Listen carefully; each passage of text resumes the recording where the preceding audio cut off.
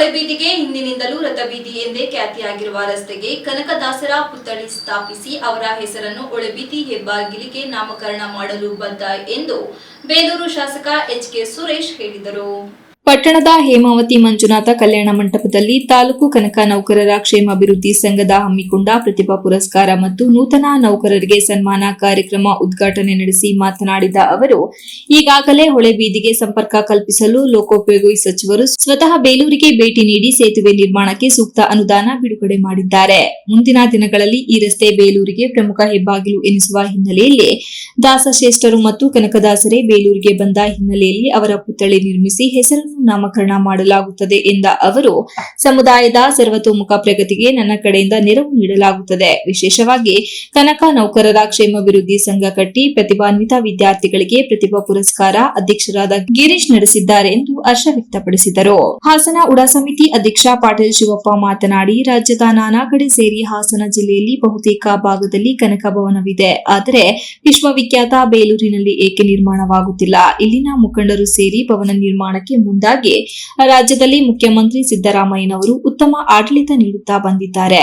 ಕನಕ ಭವನಕ್ಕೆ ಸಹಾಯವನ್ನು ನೀಡಲಿದ್ದಾರೆ. ಇಡೀ ಜಿಲ್ಲೆಯಲ್ಲಿ ಬೇಲೂರು ನೌಕರರ ಇದೇ ಮೊದಲ ಬಾರಿ ಕನಕ ನೌಕರರ ಕ್ಷೇಮಾಭಿವೃದ್ಧಿ ಸಂಘ ಸ್ಥಾಪಿಸಿ ವಿದ್ಯಾರ್ಥಿಗಳಿಗೆ ಪ್ರತಿಭಾ ಪುರಸ್ಕಾರ ಮಾಡಿದ್ದು ಇತರರಿಗೆ ಮಾದರಿಯಾಗಿದ್ದಾರೆ ಎಂದು ತಿಳಿಸಿದರು.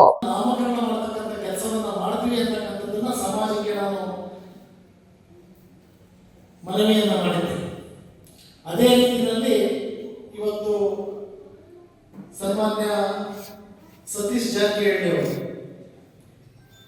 ನಮ್ಮ ಬೇಲೂರಿಗೆ ಭೇಟಿಯನ್ನು ಕೊಟ್ಟಿದ್ರು.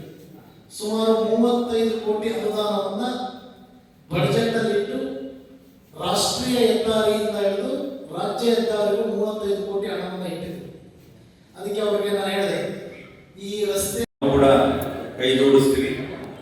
ಹಾಗೆ ನಮ್ಮ ಸಮಾಜದವರು ಏನು ಅಂದರೆ ಯಾರಿಗೂ ಹೇಳ್ಕೊಡಲ್ಲ. ನಾನು ಬೆಂಗಳೂರಲ್ಲಿ ನೋಡಿದ್ದೀನಿ, ಎಲ್ಲ ಕಡೆ ನೋಡಿದ್ದೀನಿ. ಯಾರೋ ನಮ್ಮವ್ರು ನಾವು ಕುರುಬರು ಅಂತ ಯಾರು ಹೇಳ್ಕೊಡಲ್ಲ. ಅವ್ರ ಕೆಲಸ ಅವರಷ್ಟಕ್ಕೆ ಅಂತೇಳಿ ಮಾಡುವಂಥ ಒಂದು ನಮ್ಮ ಕುರುಬ ಜನಾಂಗ. ಉತ್ತಮವಾದ ಅಧಿಕಾರಿಗಳಿದ್ದಾರೆ. ನಮ್ಮ ಬೇಲೂರು ತಾಲೂಕಿನಲ್ಲಿ ಉತ್ತಮವಾದ ಅಧಿಕಾರಿಗಳು ಈಗ ಬೆಂಗಳೂರಲ್ಲಿ ಎಲ್ಲ ಕಡೆ ಕೆಲಸ ಮಾಡ್ತಿದ್ದಾರೆ. ನಾವು ಇದನ್ನು ಸ್ವಲ್ಪ ಪ್ರಕಾಶನ ವಿಮರ್ಶೆ ಮಾಡಿಕೊಂಡಿದ್ದೇವೆ. ನಾನು ಗಾಂಧಿ ಜಯಂತಿಗಳಿಗೆ ಬಂದಿದ್ದೆ, ಇನ್ನೊಂದ್ಸರಿ ಬಂದೆ. ಇದೇ ಕಟ್ಟಡದ ಬಗ್ಗೆ ಮಾತಾಡಿದಾಗ ನಾನು ಸಹ ಸಮುದಾಯ ಭವನಕ್ಕೆ 1 ಲಕ್ಷ ಹಣ ಕೊಡ್ತೀನಿ ಅಂತಕ್ಕಂಥದ್ದನ್ನು ಘೋಷಣೆ ಮಾಡಿದೆ. ಇವರೆಲ್ಲ ನಮ್ಮ ರಂಗಣ್ಣ, ಸಂತೋಷು, ಹರೀಶು ಇವರೆಲ್ಲ ಸೇರಿ ಅಲ್ಲಿ ಸಮುದಾಯ ಭವನದ ಜಾಗದಲ್ಲಿ ಒಂದು ರಸ್ತೆ ಮಾಡ್ತಕ್ಕಂಥದ್ದು ಮತ್ತೆ ಜಂಗಲ್ ಕ್ಲೀನ್ ಮಾಡ್ತಕ್ಕಂಥದ್ದು ಎಲ್ಲ ಮಾಡಿ ಸಮುದಾಯ ಭವನ ಮಾಡಬೇಕು ಅನ್ನೋ ತೀರ್ಮಾನವನ್ನು ತಗೊಂಡು ಮುಂದೆ ಹೊರಟರು. ಕಾರ್ಯಕ್ರಮದಲ್ಲಿ ಪುರಸಭಾ ಅಧ್ಯಕ್ಷೆ ಉಷಾ ಸತೀಶ್, ಕೆಪಿಸಿಸಿ ಸದಸ್ಯ ಬಿಎಲ್ ಧರ್ಮೇಗೌಡ, ತಾಲೂಕು ಕುರುಬ ಸಂಘದ ಅಧ್ಯಕ್ಷೆ ಹೇಮಾವತಿ ಮಂಜುನಾಥ, ಅಧ್ಯಕ್ಷ ಬಿಎನ್ ಗಿರೀಶ್, ಕೆಎಸ್ ಪ್ರಕಾಶ್, ರಂಗನಾಥ ಸ್ವಾಮಿ, ಚಂದ್ರಶೇಖರ್, ಸೌಮ್ಯಾನಂದ್, ರಂಗನಾಥ, ಹರೀಶ್, ಬಿಎನ್ ಆನಂದ್, ನಾಗೇಗೌಡ, ಶ್ರೀನಿವಾಸ, ಹರೀಶ್, ದಿವ್ಯಕುಮಾರ್ ಇನ್ನು ಮುಂತಾದವರು ಹಾಜರಿದ್ದ ಸಮಾರಂಭದಲ್ಲಿ ಪ್ರತಿಭಾನ್ವಿತ ವಿದ್ಯಾರ್ಥಿಗಳಿಗೆ ಮತ್ತು ಸಮಾಜದಲ್ಲಿ ಗಣನೀಯವಾಗಿ ಸೇವೆ ಸಲ್ಲಿಸಿದ ಮುಖಂಡರಿಗೆ ಅಭಿನಂದನೆ ಸಲ್ಲಿಸಲಾಯಿತು. Ganesh, TV 46 news Kannada, Belur.